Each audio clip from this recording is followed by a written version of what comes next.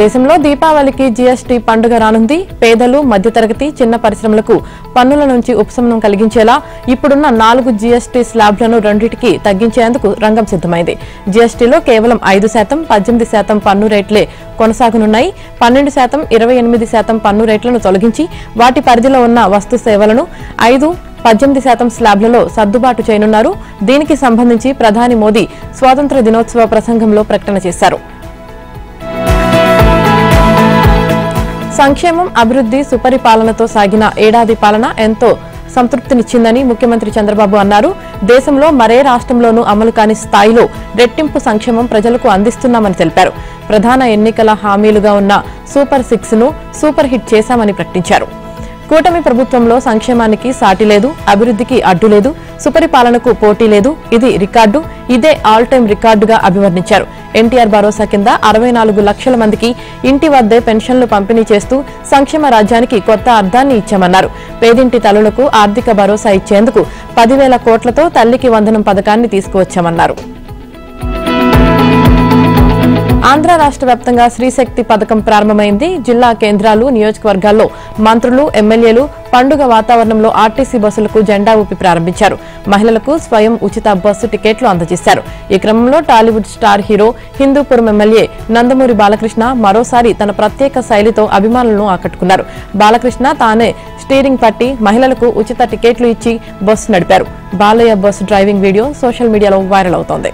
RTC బస్సుల్లో కండక్టర్గా AP deputy speaker Raghuramakrishnaraju అవతారమెత్తారు. పశ్చిమ గోదావరి జిల్లా ఆకివీడు మండలం దుంపగడపలో శ్రీశక్తి పథకాన్ని ఆయన ప్రారంభించారు. ఉండి వరకు ఆర్టీసీ బస్సులో ఆయన ప్రయాణిస్తూ కండక్టర్ల మహిళలకు 0 టికెట్లు అందించారు.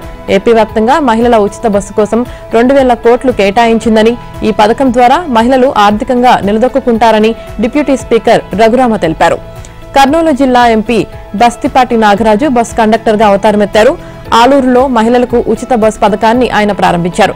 మెడలో టీమ్ మిషన్ వేసుకుని స్వయంగా 0 టికెట్లను మహిళలకు అందజేశారు. అనంతరం మహిళలతో కలిసి ఆయన అదే బస్సులో ప్రయాణించారు.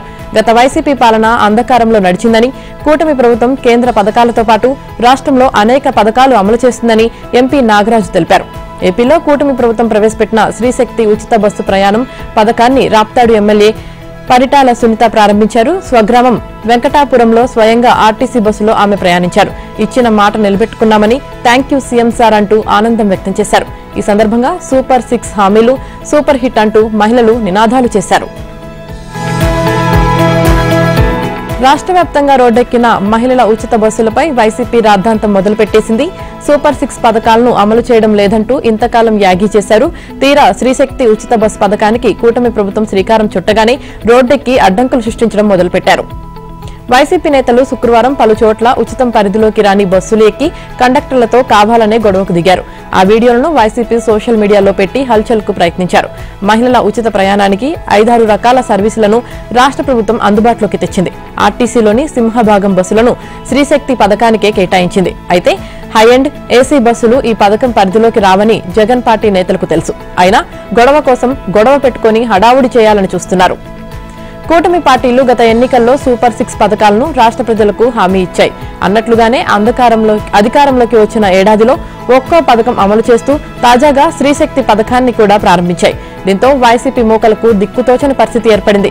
ఈ నేపథ్యంలో శ్రీశక్తి పథకంపై వైసీపీ కోర్ గ్రూప్ అంతర్గతంగా సమావేశమైనట్లు తెలిసిందే. ఈ పథకంపై విషం చిమ్మాలని నిర్ణయించారు. డబుల్ ఇంజన్ సర్కార్తో రాష్ట్రం చీకటి నుంచి వెలుగు వైపు తొలి అడుగు వేసిందని మంత్రి లోకేష్ అన్నారు. ఒక రాష్ట్రం ఒకే రాజధాని, అభివృద్ధి వికేంద్రీకరణ మా నినాదం. అందుకు అనుగుణంగానే రాష్ట్రం నలుమూలలకు వివిధ రకాల పరిశ్రమలు రప్పిస్తున్నాం అని తెలిపారు. గుంటూరులోని పోలీస్ పరేడ్ గ్రౌండ్స్ లో శుక్రవారం జరిగిన స్వాతంత్ర దినోత్సవ వేడుకల్లో ఆయన ముఖ్య అతిథిగా పాల్గొన్నారు. మువ్వెన్నెల జెండాను ఆవిష్కరించారు. అనంతరం ప్రసంగిస్తూ 5 ఏళ్లలో 20 లక్షల ఉద్యోగాలు కల్పించాలని లక్ష్యంగా పెట్టుకున్నామని తెలిపారు. 2019 నుంచి 2024 వరకు ఆంధ్రప్రదేశ్లో చీకటి రోజులు చూశామని, గత ప్రభుత్వం 5 ఏళ్లలో 10 లక్షల కోట్లు అప్పులు చేసి రాష్ట్రాన్ని 30 ఏళ్లు వెనక్కి నెట్టిందని ఆవేదన వ్యక్తం చేశారు. 2024 ఎన్నికల్లో ప్రజలు తమ తీర్పుతో చరిత్ర సృష్టించారు. 94% స్ట్రైక్ రేట్, 164 సీట్లలో ఎన్డీఏను గెలిపించి రికార్డులు బద్దలు కొట్టి ప్రజాప్రభుత్వాన్ని ఏర్పాటు చేసుకున్నారు. ప్రధాని మోదీ, ముఖ్యమంత్రి చంద్రబాబు, ఉప ముఖ్యమంత్రి పవనన్న కలిసి సుపరిపాలనలో తొలి అడుగు వేశారు అని చెప్పారు. రాజకీయాలకు అతీతంగా విద్యా వ్యవస్థ ఉండాలని బలంగా నమ్ముతానని, విద్యా మంత్రిగా బాధ్యతలు తీసుకున్న ఏడాదిలో విద్యా వ్యవస్థలో సమూల మార్పులు తెచ్చామని చెప్పారు. కేజీ నుంచి పీజీ వరకు కరికులం మార్చాం. పుస్తకాల్లో నా ఫోటోలు, సీఎం ఫోటోలు లేవన్నారు. గతంలో 1200 మోడల్ ప్రైమరీ స్కూల్స్ ఉంటే ఇప్పుడు 9600 ఏర్పాటు చేశాము. మెగా పేరెంట్స్ టీచర్స్ మీట్ నిర్వహిస్తున్నాం. మధ్యాహ్న భోజన పథకానికి డొక్కా సీతమ్మ పేరు పెట్టాం. స్టూడెంట్ కిట్ కు డాక్టర్ సర్వేపల్లి రాధాకృష్ణ పేరు పెట్టాం. చాగంటి కోటేశ్వరరావు రూపొందించిన నైతిక విలువల పుస్తకాలు విద్యార్థులకు ఇస్తున్నాం. వర్సిటీలను ప్రక్షాళన చేస్తున్నాం. మంచి వ్యక్తులను వీసీలుగా నియమిస్తున్నామని చెప్పారు. ఎన్నికల సమయంలో ఇచ్చిన సూపర్ 6 హామీల్లో 90% నెరవేర్చామని రాష్ట్ర మంత్రి అచ్చెన్నాయుడు అన్నారు. శ్రీకాకుళం నియోజకవర్గం సింగుపురం గ్రామంలో శ్రీశక్తి పథకంలో భాగంగా మహిళలకు ఉచిత బస్సు సౌకర్యాన్ని మంత్రి ప్రారంభించారు. అనంతరం మహిళలతో కలిసి అచ్చెన్నాయుడు బస్సులో ప్రయాణించారు.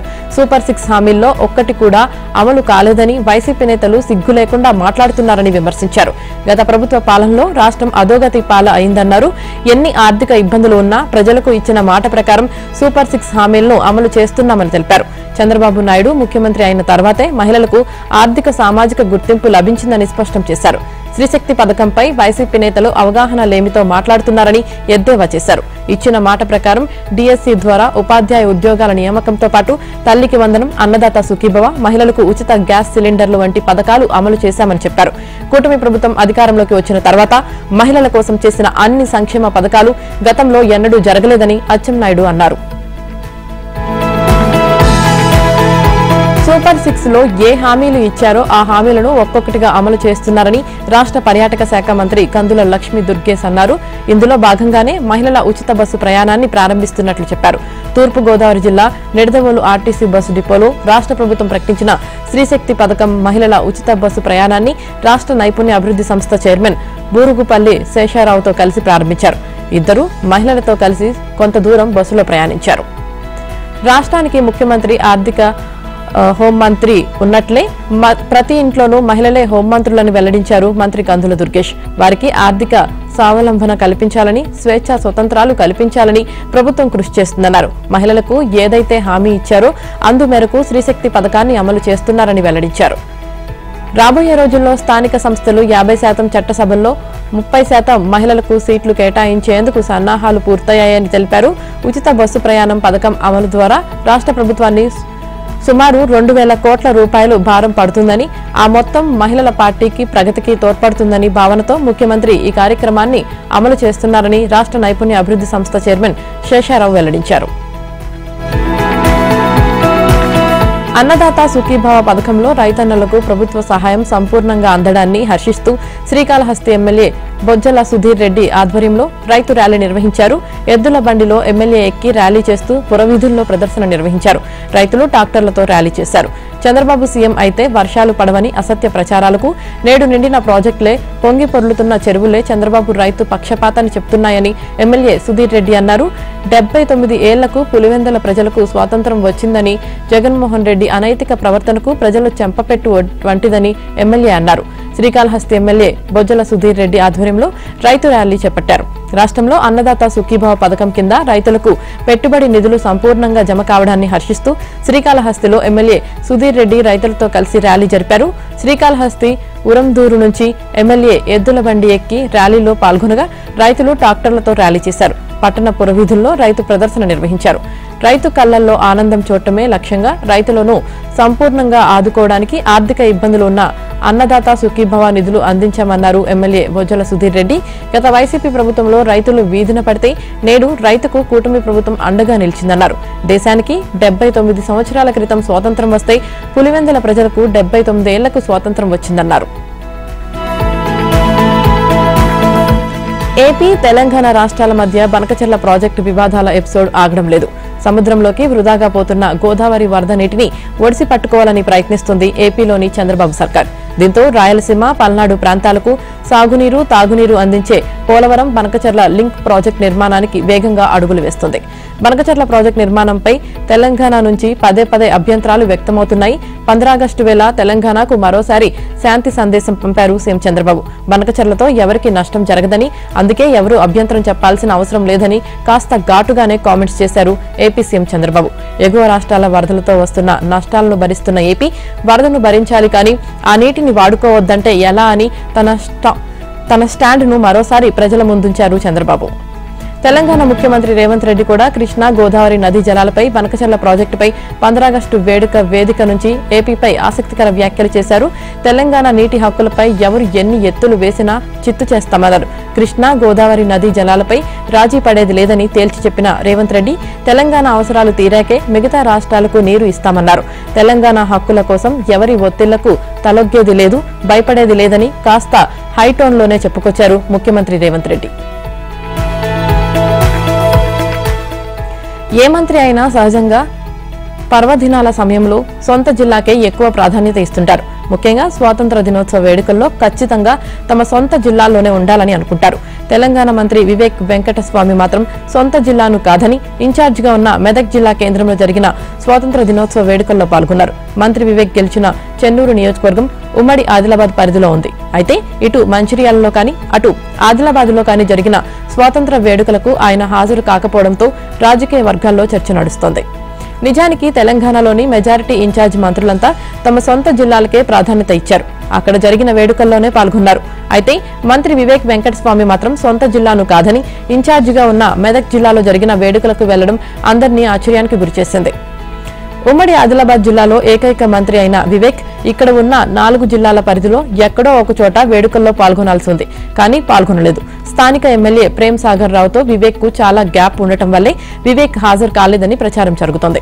మంత్రి పదవి ఆశించి భంగపడ్డ ప్రేమ్ సాగర్ రావు జిల్లాలో వివేక్ ఉనికిని కూడా సహించడం లేదు. తన నియోజకవర్గానికి తానే రాజు, తానే మంత్రి అని, ఇక్కడ ఎవరైనా పెత్తనం చేయాలని చూస్తే సహించేది లేదని ప్రేమ్ సాగర్ రావు బహిరంగంగానే గతంలో ప్రకటించారు. దీంతో మంత్రి వివేక్ ఇప్పటి వరకు జిల్లా కేంద్రంలోని అధికారిక కార్యక్రమాల్లో పాల్గొనలేదు. ఈ పరిస్థితుల నేపథ్యంలోనే ఇక్కడ స్వతంత్ర దినోత్సవ వేడుకల్లో పాల్గొంటే ఇబ్బంది ఎదురవుతుందని భావించినట్లు ప్రచారం జరుగుతోంది. మంచిర్యాలలో కొంత ఇబ్బందికర పరిస్థితి ఉన్నా ఉమ్మడి ఆదిలాబాద్ హెడ్ క్వార్టర్స్ లోని వేడుకలకైనా హాజరు కాకపోవడంపై భిన్నాభిప్రాయాలు వ్యక్తమవుతున్నాయి. అటు నిర్మల్ లేదా కొమరం భీం ఆసిఫాబాద్ జిల్లా కేంద్రాల్లోనైనా 15 ఆగస్టు వేడుకల్లో పాల్గొని ఉంటే బాగుండేదన్న చర్చ సాగుతుంది. ఇదిలా ఉంటే వివేక్ మంత్రి అయిన తర్వాత మెజారిటీ నియోజకవర్గాల నేతలు కనీసం తనను ఆహ్వానించకపోవడంతోనే ఆయన ఇన్ఛార్జిగా ఉన్న మెదక్ జిల్లాకు వెళ్లినట్టుగా ప్రచారం జరుగుతోంది. భద్రాద్రి కొత్తగూడెం జిల్లా భద్రాచలంలోని ప్రభుత్వ ఏరియా వైద్యశాలలో ఓ ఐఏఎస్ అధికారి భార్య పండంటి మగబిడ్డకు జన్మనిచ్చారు. స్వాతంత్ర దినోత్సవాన భద్రాచలం ఐటీడీఏ ప్రాజెక్టు అధికారి రాహుల్ భార్య మనీషా రాహుల్ ప్రభుత్వ ఏరియా వైద్యశాలలో డెలివరీ కావడంతో ప్రభుత్వ ఆసుపత్రులపై ప్రజల్లో నమ్మకం పెరుగుతుందని అధికారులు భావిస్తున్నారు. ప్రభుత్వ ఆసుపత్రుల్లోనూ అత్యున్నత వైద్య సేవలు అందుతున్నాయని తెలిపేందుకు ఇది ఉదాహరణగా నిలుస్తుందని చెబుతున్నారు. ఐఏఎస్ అధికారి అయినప్పటికీ సాధారణ వ్యక్తిలా కాన్పు కోసం తన భార్యను ప్రభుత్వ ఆసుపత్రిలో డెలివరీ కోసం జాయిన్ చేయడాన్ని పలువురు అభినందిస్తున్నారు. మార్వాడి గో బ్యాక్ పేరుతో హిందూ సమాజాన్ని చీల్చే కుట్రలు మొదలయ్యాయని కేంద్ర హోంశాఖ సహాయ మంత్రి బండి సంజయ్ అన్నారు. మార్వాడీలు వ్యాపారం చేసుకుంటే తప్పేముందని ప్రశ్నించారు. హిందూ సనాతన ధర్మం పరిరక్షణకు మార్వాడీలు పాటుపడుతున్నారని చెప్పారు. మార్వాడీలు రాష్ట్రాన్ని దోచుకోలేదని, ఎన్నడూ అధికారం కోసం పాకులాడలేదని, వ్యాపారాలతో సంపద సృష్టించారని, అలాంటిది వారు ఎందుకు తెలంగాణ నుంచి వెళ్లిపోవాలని ప్రశ్నించారు. మటన్ షాపులు, డ్రై క్లీనింగ్ షాపులను ఒక వర్గం వారే నిర్వహిస్తూ హిందూ కుల పుత్రులను దెబ్బతీస్తున్నారని మండిపడ్డారు. ఇతర దేశాల నుంచి వచ్చిన రోహింగ్యాలు పాత బస్తీని ఐఎస్ఐ అడ్డాగా మార్చారని, వారి గురించి ప్రశ్నించకుండా ఈ దేశానికే చెందిన మార్వాడీల గురించి మాట్లాడతారా అని మండిపడ్డారు. కాంగ్రెస్, బీఆర్ఎస్ మార్వాడీ గోబ్యాక్ ఉద్యమాలు చేస్తే హిందూ కులపుత్రులను కాపాడుకునేందుకు, అలాగే రోహింగ్యాలకు వ్యతిరేకంగా రోహింగ్యాల గోబ్యాక్ ఉద్యమం చేస్తామని చెప్పారు. హైదరాబాద్ యూసఫ్గూడలో శుక్రవారం సాయంత్రం బీజేపీ ఆధ్వర్యంలో నిర్వహించిన హర్ ఘర్ తిరంగా ర్యాలీ కార్యక్రమంలో బీజేపీ రాష్ట్ర అధ్యక్షుడు ఎన్ రామచంద్రరావుతో కలిసి బండి సంజయ్ పాల్గొన్నారు. ర్యాలీ సందర్భంగా వెనుక రామచంద్రరావును కూర్చోబెట్టుకుని బండి సంజయ్ బుల్లెట్ నడిపారు. మటన్ ఎవరు కొట్టాలి? హిందువులైన కటికోళ్లు కొట్టాలి, రజకులు బట్టలు ఉతుకుతారు, కానీ ఇక్కడేం జరుగుతుంది? నయం మటన్ సాబ్ సలీం డ్రై క్లీనింగ్ షాపులు పెడుతున్నారు, దీనిపై ఎవరూ స్పందించడం లేదు అని బండి వ్యాఖ్యానించారు. మార్వాడి గోబ్యాక్ అనేది కమ్యూనిస్టుల ముసుగులో కాంగ్రెస్, బీఆర్ఎస్, మజ్లిస్ కలిసి ఆడుతున్న నాటకమని విమర్శించారు. దేశవ్యాప్తంగా సంచలనం సృష్టించిన సృష్టి హాస్పిటల్ ఫెర్టిలిటీ అక్రమాల వ్యవహారం మరవకముందే హైదరాబాద్ లో మరో ఘటన వెలుగులోకి వచ్చింది. ఎలాంటి అనుమతులు లేకుండా అక్రమంగా సరోగసి చికిత్స చేస్తున్న 6 క్లినిక్లపై బషీరాబాద్ పోలీసులు మెరుపు దాడులతో బయటపడింది. ఇందుకు సంబంధించిన వారిని పోలీసులు అదుపులోకి తీసుకున్నారు. సంతానం కోసం హాస్పిటల్ కు వచ్చే జంటలే టార్గెట్ గా వారిని నమ్మించి ఒక్కొక్కరి దగ్గర నుంచి 15 నుంచి 20 లక్షలు వసూలు చేసినట్లు పోలీసులు తెలిపారు. సూత్రధారుల కోసం దర్యాప్తును మరింత ముమ్మరం చేశారు. హైదరాబాద్ లో కొన్ని ఫెర్టిలిటీ సెంటర్లు ఏజెంట్ల సహకారంతో గుట్టుచప్పుడు కాకుండా అక్రమంగా సరోగసి చికిత్సను చేస్తున్నాయి. పిల్లలు లేని జంటలను టార్గెట్ చేసుకుంటూ భారీ మొత్తంలో డబ్బులు వసూలు చేస్తూ ఈ దందాకు తెరలేపారు. ఈ స్కామ్ లో ప్రధాన నిందితురాలు లక్ష్మీరెడ్డి అలియాస్ లక్ష్మి గతంలో సరోగేట్ మదర్ గా, ఎగ్ డోనర్ గా పనిచేసి సరోగసి విధానంపై పూర్తి అవగాహన ఉండడంతో ఎలాగైనా తక్కువ టైంలో డబ్బులు సంపాదించాలని ఆశతో ఈ అక్రమ దందాకు తెరలేపారు. హైదరాబాద్ బంజారాహిల్స్ లోని మౌంట్ బంజారా కాలనీలో యువతులను ట్రాప్ చేస్తున్న పాకిస్తాన్ యువకుడి గుట్టు రట్టయింది. 2016లో హైటెక్ సిటీలో సీపాల్ కంపెనీలో పనిచేస్తున్న ఫహాద్ కీర్తి అనే హిందూ యువతిని ప్రేమించి పెళ్లి చేసుకున్నాడు. పెళ్లికి ముందు హిందూ మతానికి చెందిన ఆమెను తన మతంలోకి మార్చాడు. దోహా ఫాతిమాగా పేరు కూడా మార్పించాడు. ఇప్పుడు మరో యువతిని ప్రేమ, పెళ్లితో మోసం చేయడానికి సిద్ధమయ్యాడు. ఫహాద్ మరో యువతిని మోసం చేస్తున్నట్లు గ్రహించిన భార్య రెడ్ హ్యాండెడ్ గా వారిని పట్టుకుని బంజారాహిల్స్ పోలీస్ స్టేషన్ లో ఫిర్యాదు చేసింది. లవ్ జిహాద్ కు బలైపోయానని బాధితురాలు వాపోయింది. దీంతో వారిద్దరిని అదుపులోకి తీసుకున్నారు. నిందితుడు ఫహాద్ పై పోలీసులు కేసు నమోదు చేసి దర్యాప్తు చేస్తున్నారు. బాధితురాలికి కరాటే కళ్యాణి సంఘీభావం తెలిపారు. ఫహాద్ ను కఠినంగా శిక్షించి తనకు న్యాయం చేయాలని బాధితురాలు వేడుకుంటోంది. 1998లో పాకిస్తాన్ నుంచి వచ్చిన ఫహాద్ హైదరాబాద్ లో స్థిరపడినట్లు గుర్తించారు. యువతులను ప్రేమ పేరుతో మోసం చేసి పెళ్లి చేసుకున్న అనంతరం మతం మార్పిడి చేస్తున్నట్లు విచారణలో తేలింది. దీంతో పోలీసులు ఫహాద్ పూర్వాపరాలు సేకరిస్తున్నారు. శ్రీ సత్యసాయి జిల్లా హిందూపురం అంబేద్కర్ గురుకుల పాఠశాలలో ఫుడ్ పాయిజన్ తో 10 మంది విద్యార్థులు అస్వస్థకు గురయ్యారు. ఉదయం ఇడ్లీ, కిచిడి తిన్న విద్యార్థులు వాంతులు, విరోచనాలతో అస్వస్థకు గురయ్యారు. దీంతో విద్యార్థులను 108 వాహనంలో హిందూపురంలోని ప్రభుత్వ ఆసుపత్రికి తరలించారు. హాస్టల్లోని అపరిశుభ్రత కారణంగానే విద్యార్థులు అస్వస్థకు గురైనట్లు తెలుస్తోంది. తెలుగు రాష్ట్రాల్లో భారీ వర్షాలు కురుస్తున్నాయి. బంగాళాఖాతంలో అల్పపీడనం ప్రభావంతో ఏపీ, తెలంగాణలోని పలు జిల్లాల్లో భారీ నుంచి అతి భారీ వర్షాలు కురుస్తున్నాయి. ఎడతెరిపి లేకుండా కురుస్తున్న భారీ వర్షాలతో పలు జిల్లాల్లో రోడ్లపైకి చేరిన వరద నీరు చేరింది. దీంతో పలు గ్రామాలు జలదిగ్బంధంలో చిక్కుకున్నాయి. వాగులు, వంకలు పొంగి పొర్లుతున్నాయి. అల్పపీడన ప్రభావంతో మరో 2 నుంచి 3 రోజులు భారీ వర్షాలు కురిసే అవకాశం ఉందని వాతావరణ శాఖ హెచ్చరించింది. భారీ వర్షాల కారణంగా మూసీకి వరద తాకిడి కొనసాగుతోంది. హిమాయత్ సాగర్ 4 గేట్లు ఎత్తి 5125 క్యూసెక్కుల వరద నీటిని దిగువకు విడుదల చేస్తున్నారు. నిన్న మూసీ ఉగ్ర రూపానికి మూసారాంబాగ్ బ్రిడ్జి నామరూపాలు లేకుండా పోయింది. వరద దాటికి దోబీ ఘాట్లు కొట్టుకుపోయాయి. మూసీ నదిని ఆనుకొని ఉన్న పలు ఆలయాలు, శ్మశాన వాటికల్లోకి వరద నీరు చేరింది. చాదర్ ఘాట్ వద్ద చిన్న వంతెనను తాకుతూ మూసీ నది ప్రవహిస్తుంది. ఎగువ నుంచి వస్తున్న ప్రవాహంతో కృష్ణమ్మ పరుగులు పెడుతుంది. ఆల్మట్టి, నారాయణపూర్ జలాశయాల నుంచి జూరాలకు 1,20,000 క్యూసెక్కులు ఇన్ఫ్లో వస్తుంది. దీంతో అధికారులు 13 గేట్ల ద్వారా నీటిని దిగువకు శ్రీశైలం వైపు వదులుతున్నారు. జూరాల పూర్తి స్థాయి నీటి మట్టం 9.657 టీఎంసీలు కాగా ప్రస్తుతం 8.203 టీఎంసీలు నిల్వ ఉంది. నల్గొండ జిల్లా నాగార్జున సాగర్ ప్రాజెక్టుకు భారీ వరద ప్రవాహం కొనసాగుతుంది. 26 గేట్లు ఎత్తి నీటిని దిగువకు విడుదల చేస్తున్నారు. మరోవైపు నాగార్జున సాగర్ ప్రాజెక్టు త్రివర్ణ రంగుల ఆకారంలో విద్యుత్ దీపాల అలంకరించడంతో పర్యాటకులను ఆకట్టుకుంది. సూర్యాపేట జిల్లా పులిచింతల ప్రాజెక్టుకు భారీగా వరద ప్రవహిస్తుంది. అప్రమత్తమైన అధికారులు 5 గేట్లను ఎత్తి నీటిని దిగువకు విడుదల చేశారు. లోతట్టు ప్రాంతాల ప్రజలు అప్రమత్తంగా ఉండాలని సూచించారు. మంజీరా నది ఉధృతితో ఏడుపాయల వనదుర్గ ఆలయంలోకి వరద నీరు చేరింది. నాగర్ కర్నూలు జిల్లాలో భారీ వర్షాల కారణంగా అచ్చంపేటలోని శ్రీ ఉమామహేశ్వర దేవస్థానం సమీపంలో కొండ చర్యలు విరిగిపడ్డాయి. 3 రోజుల నుంచి కురుస్తున్న అతి భారీ వర్షాలకు ఆలయం దగ్గర కొండపై నుంచి వరద నీరు ఉధృతంగా ప్రవహిస్తుంది. మరోవైపు శ్రీ ఉమామహేశ్వరంలో దేవస్థానంలో పూజా కార్యక్రమాలు నిలిపివేస్తున్నట్లు ఆలయ అధికారులు ప్రకటించారు. కృష్ణా జిల్లాలో బుడమేరుకు వరద ఉధృతి కొనసాగుతుంది. భారీగా వరద నీరు రావడంతో పుట్టగుంటలోని బుడమేరు వంతెన ప్రమాదకరంగా మారింది. వరద ప్రవాహానికి 216 నేషనల్ హైవే రోడ్డు కుంగడం, వంతెన పాతది కావడంతో ముందస్తు చర్యలు చేపట్టారు. వాయువ్య పశ్చిమ మధ్య బంగాళాఖాతం ఆనుకొని ఉన్న ప్రాంతాలలో అల్పపీడనం కొనసాగుతుంది. దీనికి అనుబంధంగా ఉపరితల ఆవర్తనం కూడా కొనసాగుతుందని విశాఖ తుఫాను హెచ్చరికల కేంద్రం తెలిపింది. దీని ప్రభావంతో రాగల 3 రోజులు రాష్ట్రంలో తేలికపాటి నుంచి ఓ మోస్తరు వర్షాలు పడే అవకాశం ఉందని చెప్పారు. కోస్తా తీర ప్రాంతంలోని అన్ని ప్రధాన పోర్టులలో 3వ నెంబర్ ప్రమాద హెచ్చరిక జారీ చేసినట్లు అధికారులు తెలిపారు. ఆంధ్రప్రదేశ్, కర్ణాటక రాష్ట్రాల ఉమ్మడి నీటి ప్రాజెక్టు తుంగభద్ర డ్యాం కి మరో ముప్పు ముంచుకొచ్చింది. డ్యాం కి అమర్చిన 4, 6, 11, 18, 20, 24, 27 నెంబర్ల క్రస్ట్ గేట్లు వరద ఉధృతికి దెబ్బతిన్నాయి. ఆ క్రస్ట్ గేట్లు ఎత్తి నీటిని బయటకు వదలాలన్నా, వరద తగ్గాక దించాలన్నా మొరాయిస్తున్నాయి. ప్రస్తుతం ఈ గేట్లు 3 నుంచి 4 అడుగుల మేర తెరిచి ఉన్నాయి. డ్యాం కు వరద పెరుగుతున్న నేపథ్యంలో ఎక్కువగా నీటిని వదలడానికి ఈ క్రస్ట్ గేట్లు మరింత ఎత్తు పెంచేందుకు వీలు కావడం లేదు. అలాగే వరద తగ్గినప్పుడు గేట్లు దించేందుకు కూడా వీలవడం లేదు. ఈ గేట్లు వరద ఉధృతికి కింది భాగంలో వంగిపోయాయి.